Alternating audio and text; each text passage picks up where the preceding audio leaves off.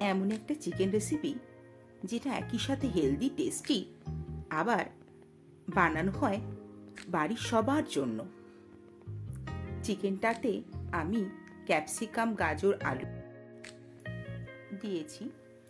অন্য কোনো ভেজিটেবল থাকলে দেওয়া যেতে পারে।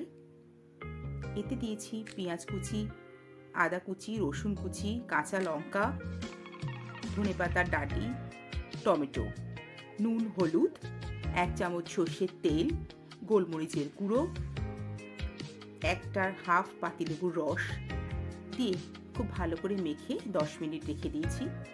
তারপরে কড়াইতে বাটার দিয়ে তাতে গোটা গরম মশলা ফোড়ন দিয়ে এই পুরো মিশ্রণটা দিয়ে 5-7 মিনিট নাড়ার পর প্রেসার কুকারে দিয়ে জল দিয়ে 4টে সিটি মারলেই তৈরি হয়ে যাবে এই 1 পট হেলদি চিকেন রেসিপিটা।